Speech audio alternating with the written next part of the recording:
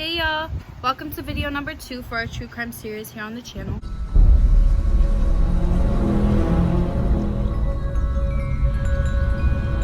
I kind of went over everything that I really wanted to go over with you guys in video number, just letting you know how my videos were gonna go, how I was gonna set it up, everything like that. So I kind of thought we could just jump in to video number 2. I'm outside, I'm in a different scenery. Hopefully the wind and all the different sounds doesn't really mess up the video, but we're just gonna have to deal with it.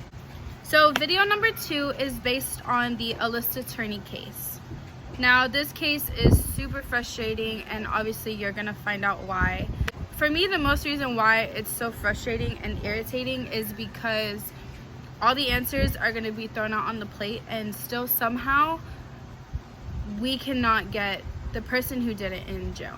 Let's just go ahead and jump into it. So it's the year 2001, the year that the first AirPod was ever made. All the young kids in high school walking around with their earphones in their head, thinking they're the coolest thing in the world. Alissa Turney was 17 at the time that she went missing. She was a junior in high school. She was at the age where she was kind of testing her limits to see what she could get away with. She was drinking, she was smoking weed, she was going to parties, she was hanging out with people that she probably shouldn't be hanging out with, but she was testing her limits. She lived at home with her stepfather Mike, her half-sister Sarah, and her mother.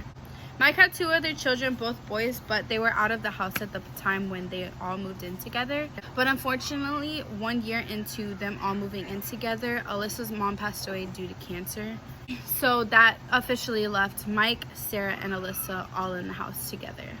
When it came to Sarah, Mike was totally laid back. He didn't really care what she did, hanging out with friends wise. He didn't care if she went to parties. He didn't care if he smoked. In fact, he actually bought her beer himself. When it came to school, Sarah actually missed quite a bit of school, and surprisingly, her father actually encouraged it. He didn't mind if she stayed home. Now, with Alissa, on the other hand, he monitored her. He made sure she went to work. He followed her places. It's crazy. Like, he literally was in control of this teenager. He didn't let her smoke. He didn't let her drink. He actually made sure the people that she hung out with were a good crowd. So you've got 2 different sides to Mike here. The one who doesn't care, and then the one who's absolutely controlling. Clip, I'm gonna go ahead and play it, where you can just tell that there's tension between Alissa and Mike, and you never know what the tension is for. Red button. What? Hit the red button now. I don't want to. I don't record. Hit the red button. Yeah. I'm recording. Yeah. Yeah. Dad's a pervert.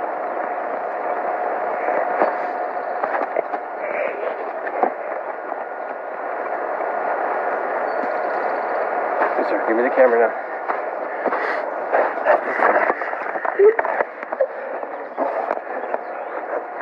And you're still recording.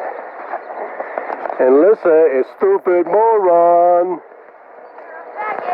Alissa's a stupid moron. The way that they talk to each other isn't a normal vibe that you would get out of a parent and a daughter. Sarah would always ask him, you know, like, why are you so tough on Alissa? Like, and you're more laid back with me? Like, what's the difference there? And his excuse was always that Alissa was reckless, and he was really worried that she would fall out and join the wrong crowd. To him, Sarah didn't need that, and she was on the right path, and she was gonna do right no matter what. She knew that there was more there, she just never could figure it out, and she kind of just like blocked it off.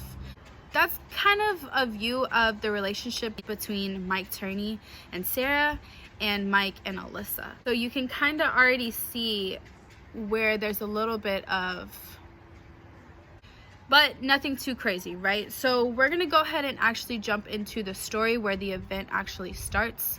It was May 17th of 2001. It was the last day before summer break. Mike wasn't there to pick up Sarah from school. And what I'm getting is Sarah and Alissa went to 2 separate schools. I mean, obviously, they weren't the same age, but for some reason I thought that they were both in high school, but I could be wrong.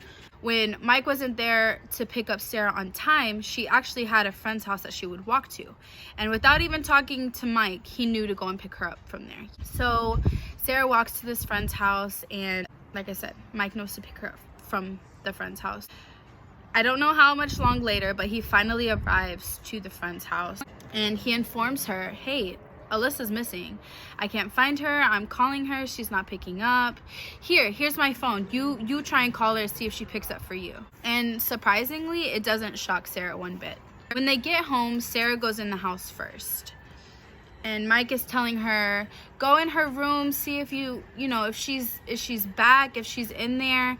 If she's not in there, do you notice anything that's out of place? Let me know.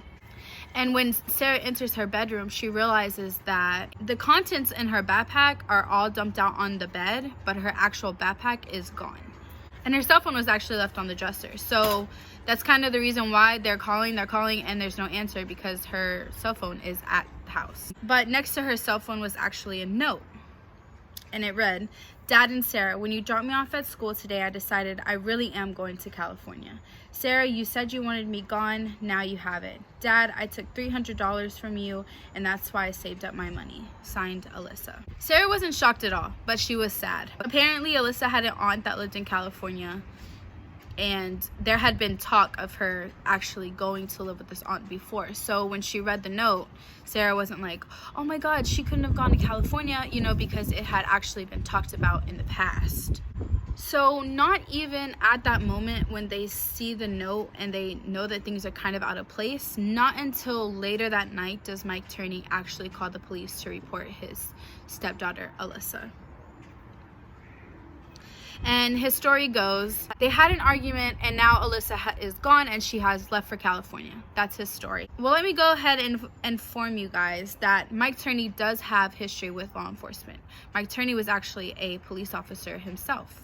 So he kind of knows the way it works. He knows that if he calls to report his 17-year-old daughter missing, and in fact knowing her actual location, that it wouldn't set off any alarm bells. And sadly, he was right. The cops took his word for it. They didn't ever do a actual investigation. They didn't go to the house.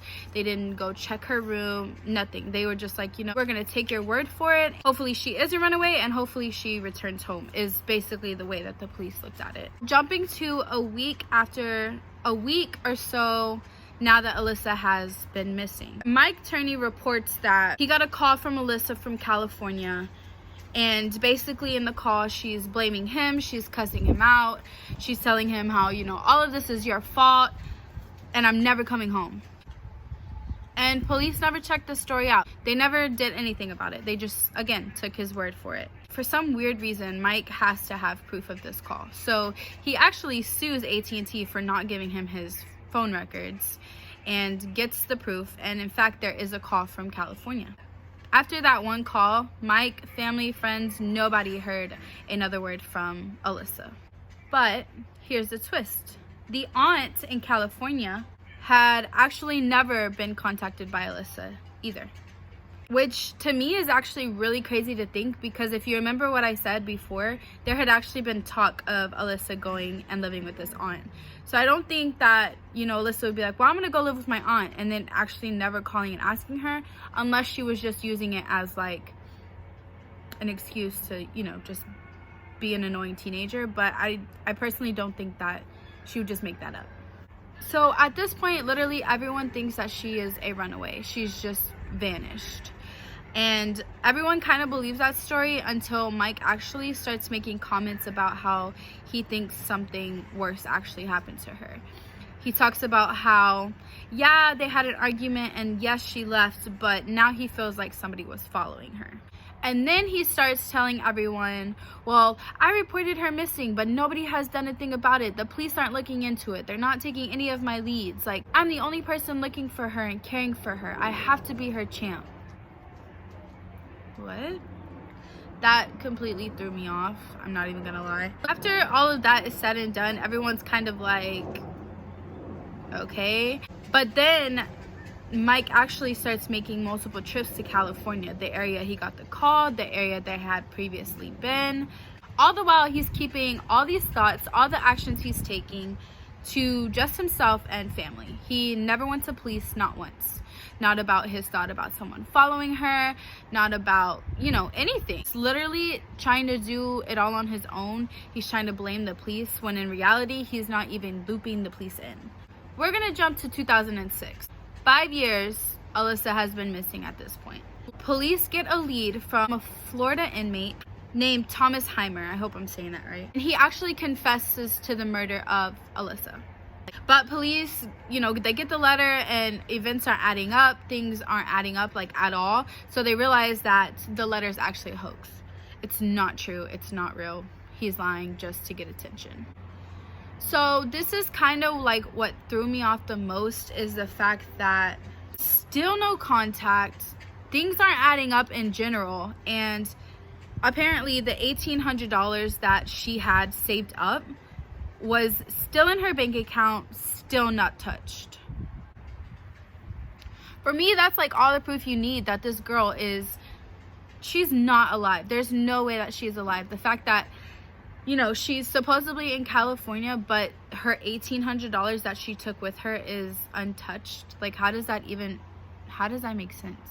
You're a runaway. You're gonna have to eat. You're gonna have a place to stay. Like, that's the one thing that I knew, that this case was not a missing persons case, and it should automatically have been a homicide, and they weren't treating it like it. Her social security number was never used again, meaning she didn't go back to school and she never worked. 5 years, and you're gonna tell me that this girl lived off of $1,800 which she hadn't even used? There's no way. And it's finally at that point when they realize that the money hasn't been touched, her social security number has not been used, that they actually take it serious, and they realize that the case is actually not a runaway case. So I'm about to throw a major plot twist at you, because this threw me completely off guard when I figured it out. The day that Alissa went missing, Mike Turney actually picked her up early from school that day, around lunchtime. At this point in the case where you kind of add up everything and you realize who really did it, because why didn't he tell the police that? Why didn't he inform police that, hey, I picked up Alissa early from school today, we got in an argument, we came home, she left? Like, that wasn't even added into the story. It makes absolutely no sense. We're able to realize that the story was actually completely true when her boyfriend at the time told them, yeah, she told me that she had to leave early, but that she would see me later at the end of the year school party, because, you know, like I said, it was about to be summer. And not just that, but multiple friends talked about how she kept telling them, I'll see you later, like at the party, like I'm gonna see you later, don't worry. So she was actually excited about this party. There was no way that she was just randomly gonna not go to the party without letting her friends know, like, hey, like, I don't know if I'll see you later, I don't really know if I'm feeling the party. Like, no, she made it seem like, hey, I'm gonna see you there, don't worry, I will be there later. So let's recap. Now Mike's version is they got into an argument about house rules. She storms off into her room. He now leaves to go and run errands, and now she's just missing. But Mike is a very paranoid man. What I mean by that is he keeps phone records, he has hidden cameras. And when I mean hidden cameras, I mean like he had a camera in a vent in their living room. His excuse for that hidden camera in the living room is to make sure that Alissa wasn't hanging out with anybody that she wasn't supposed to when he wasn't home. But when police asked Mike for the footage from the day that Alissa went missing, he told police that he had already reviewed it and there was nothing to see. Now, why police didn't go more into that, I'll never know. It's stupid to me. When they asked for the audio footage, I guess, it just conveniently wasn't recording that day. Police finally have probable cause at this point to do a house search. When searching, they actually find 26 homemade pipe bombs in this man's house. And they also find a manifesto written by Mike.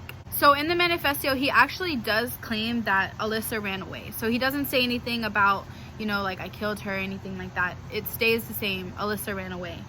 But in his manifesto, he claims that the two men that he believed to be following Alissa, that I talked about a little earlier, he believed that there were two men that used to work with him in an electrical union that he worked for. And he believed that they did it as revenge towards Mike. So he is stating that he believes that these two men murdered his stepdaughter to get back at Mike. For what? We don't know. He also states in his manifesto that he murdered those two men to avenge for Alissa. He confesses to 2 murders that actually didn't happen because police end up finding out that the 2 men that he was talking about did die, but they died of natural causes. When they're doing the search, they find thousands and thousands and thousands of paperwork. They found hundreds of hours of video surveillance and audio, but they were still unable to find anything that linked those papers, the video, and the audio to Alissa at all. So, I guess while searching, police find a letter of Alissa stating that she had actually been molested by Mike. But not only that, they find contracts stating that Alissa was actually never molested with Alissa's signature. Put 2 and 2 together at this point, it's basically she stated that this happened, but either Mike found out or she should have told him like, hey, I'm gonna use this as blackmail. And at that point something happened and she had to sign that contract stating that no, it's false. But friends and previous teachers and Alissa's boyfriend at the time actually confirmed these allegations that she was molested. Let me jump back into the story just a little bit, because this is kind of where it ends. Like, it just kind of drops into thin air and there's nothing more that police can do because there's actually no proof.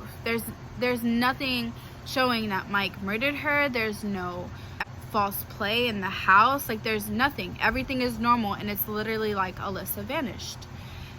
Now, there's more details. Like, I could keep going and going and going on in this story. The question is literally going to keep floating in the air of, where is Alissa Turney? Now, Sarah Turney, at the end of this case, is a 2020 episode on it, and you guys can look it up on YouTube because it's completely free. There you can watch it. There are actual interviews with Sarah and Mike and a couple other family members. A lot of the family members actually believe that Mike had something to do with it. She believed her father was completely innocent. He had nothing to do with it. There's no way that he would hurt Alissa. He loved her. In that 2020 video, she actually makes the comment of, until I know that something happened to Alissa, she's on a beach, she's somewhere safe, until she's proven otherwise. But if you listen to her podcast now, if you have an iPhone, I think it's on Spotify too. It's called Justice for Alissa Turney. If you look it up, Sarah has complete faith that her father had something to do with it. And she believes, well, I mean, at this point you kind of know that Alissa was murdered. We just don't know by who. Personally, I think that it was Mike Turney. The story doesn't add up. His stories don't add up. Like, it's kind of just floating in the air with a big fat Mike Turney did it. There's actually a petition, and I'm gonna try my best to link it down below, where you can sign it to have Mike Turney indicted, which I have signed that thing like 50 times. I'm not even kidding you. Probably one of my favorite cases that I like keeping up with because it's not fair to Alissa. But like I said, this is a frustrating case because you know who did it. It was Mike Turney.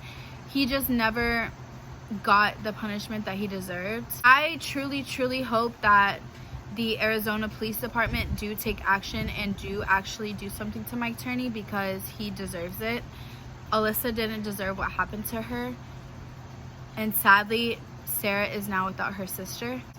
If you guys have any questions, if you want me to do an updated video on this with a little bit more footage from Sarah Turney's podcast, or update you on things that Sarah is letting the world know now that she actually does believe that her father killed her sister, leave a comment down below and I would be more than happy to do more research on this. If you have any case ideas, if you have any feedback, please leave a comment down below. I would absolutely love it.